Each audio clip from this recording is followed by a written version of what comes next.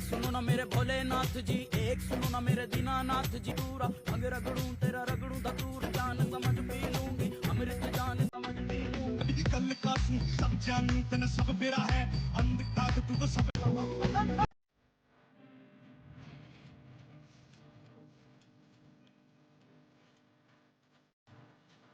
नमस्ते सभी को। तो जैसा कि आपने ये चलचित्र देखा, उससे पहले कुछ बात करते हैं कि अब महाकुंभ का पर्व चल रहा है, धर्म का महापर्व।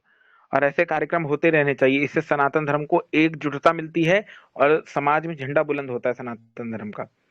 क्योंकि इतने सारे साधु संत अलग अलग संप्रदाय के आ रहे हैं अखाड़ों से और वहां स्नान आदि कर रहे हैं। स्नान आदि करना तो अच्छी बात है, लेकिन ये मानना कि नहाने मात्र से पाप धुल जाएंगे, ऐसा कोई वैदिक परंपरा नहीं है, या वैदिक है, अविद्या है। इस पर मेरी पिछली वीडियो आप देख सकते हैं। लेकिन फिर भी एक साथ मिलकर अगर स्नान आदि कर रहे हैं, क्योंकि वो ऋषि मुनियों के पवित्र स्थान थे, इसीलिए तीर्थ थे, तो वहां जाने में कोई दिक्कत नहीं है। जाके वहां की व्यवस्था आदि देखनी चाहिए और धर्म का कार्य करना चाहिए। जैसे कि आर्य समाज का भी अलग जगहों पर केंद्र स्थापित हो गया, वहां पे पुस्तकें बट रही हैं। सत्याग्रह प्रकाश, संस्कार विधि, विशुद्ध मनुस्मृति। मनु महाराज का बहुत एक वर्ग है हमारे भारतवर्ष में जो दिन रात पानी पी पी कर मनु महाराज को कोसता है, गाली देता है। अगर हिंदू समाज में ये पुस्तकें जाएंगी, विशुद्ध मनुस्मृति जैसी, सत्याग्रह प्रकाश जैसी, तो उनको एक हथियार मिलेगा अपने धर्म की रक्षा करने का। तो ये तो बहुत अच्छा काम कर रहा है आर्य समाज की, वहाँ पुस्तकें सर्कुलेट कर रहा है, बांट रहा है, धर्म का प्रचार हो रहा है। यही सही है। महाकुंभ में धर्म का यही प्रचार है, यही सच्चा महाकुंभ होना चाहिए, क्योंकि विद्या का ज्ञान ही सबसे बड़ा कुंभ है।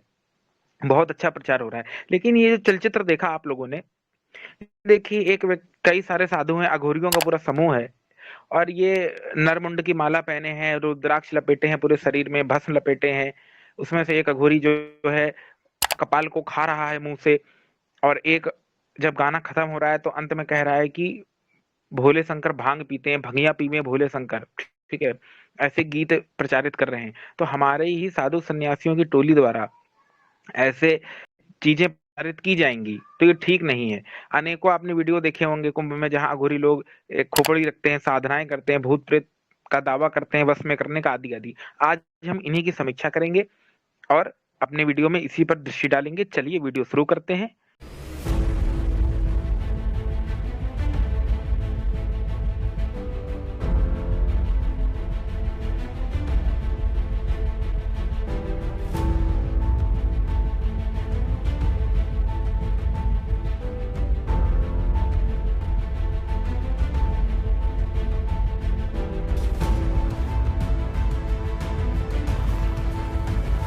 हाँ, तो देखिए, क्या यही सनातन संस्कृति है?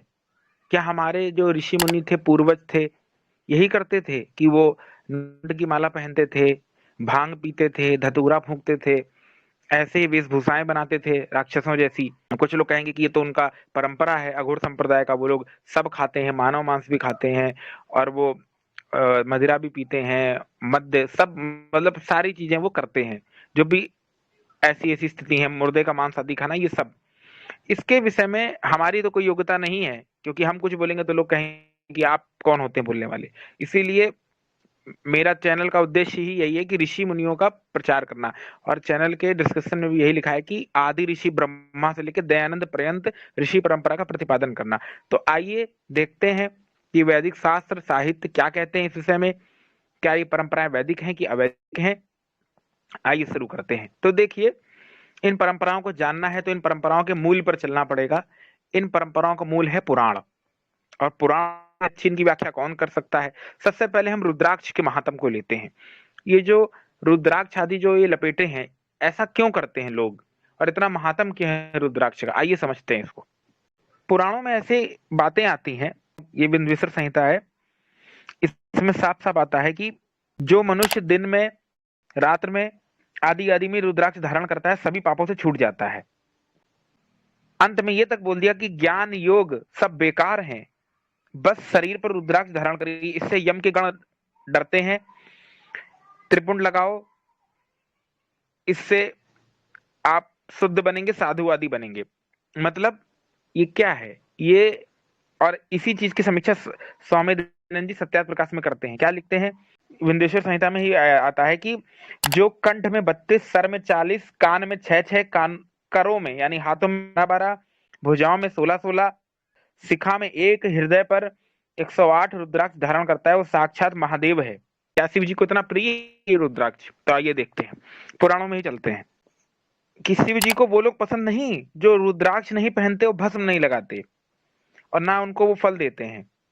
और जो ये सब धारण करता है तो जितना मर्जी कुकर्म कर ले उसके सारे क्षमा हो जाते हैं। मतलब यहाँ पर दो चीजें हो रही हैं, एक तो महादेव शिव जो कि योगी पुरुष थे उनका अपमान किया गया, ठीक है, और दूसरा वेदों और ऋषियों का भी अपमान किया गया और हिंदू सनातन धर्म का ही नाश कर दिया गया। इसीलिए इन पुराणों को धूर्तों की रचना बोला ऋषि दयानंद ने, वो ठीक बोला है। अब देखिए आगे, रुद्राक्ष क्या होता है? एक आभूषण है। हो सकता है रुद्राक्ष में ऐसे गुण हो जो शरीर में जो ऊष्मा आदि है उसको शांत करता हो, लेकिन इसका अर्थ ये थोड़ी है कि उसको पहनने मात्र से आप सारे कुकर्म से मुक्त हो जाएंगे और पाप क्षमा हो जाएंगे, जैसे गंगा महात्म्य में किया था, पिछले वीडियो में हमने आप लोगों को बताया था। तो ये साक्षात महादेव शिव का अपमान है। और क्या शिव जी ऐसा बोलते हैं? और क्या वो ऐसा कहते हैं? नहीं कहते, ये पुराण कहते हैं। तो देखिए शिव जी क्या कहते हैं, पहले उसको जानते हैं। यहाँ पर आता है महाभारत अनुशासन पर्व, दान धर्म पर्व में मोक्ष धाम पर्व। इसमें कहा जाता है कि जो वेद आदि शास्त्रों का ज्ञाता, दयालु, मनसा वाचा कर्मणा, पवित्र सत्य आचरण करने वाला, अपने ही धन से संतुष्ट होने वाला आदि आदि है, वो स्वर्ग अर्थात विशेष सुख को प्राप्त होता है। फिर आगे बोला कि पराई स्त्री के संसर्ग से दूर रहना, अपनी स्त्री की रक्षा करना, बिना किसी की दिए वस्तु को न लेना, मद्य मांस आदि को त्याग देना, ये धर्म के लक्षण है, मोक्ष प्राप्त कराने वाले हैं। लेकिन ये पुराण तो कुछ और ही कह रहे हैं। क्या कह रहे हैं? अब देखिए, पुराण और तंत्र, तंत्र में क्या आया है, यही चीज स्वामी दयानंद जी लिखते हैं। देखिए क्या लिखते हैं, देखिए आप देख सकते हैं, सत्यार्थ प्रकाश है, इसका 11वां समन्वय खोलिए। यहाँ पर लिखा है, एक वाम मार्गी चले तो ये मारण मोहन उच्चाटन वशीकरण। अब जैसे तांत्रिक लोग भी जो होते हैं या जो भी अघोरी आदि हैं, वो खोपड़ी रख के उसमें जादू टोना तंत्र मंत्र मारते हैं, ठीक है, ये सब वाम मार्गियों से चला है। इसमें ये लोग अजीब अजीब मंत्र पढ़ते हैं, ओम हीम क्लीम चामुंडाय विच्चे स्वाहा आदि आदि, ये सब कोई वैदिक मंत्र नहीं है, ये सब तंत्रों के गपोले हैं। इसमें ये सब लिखा है।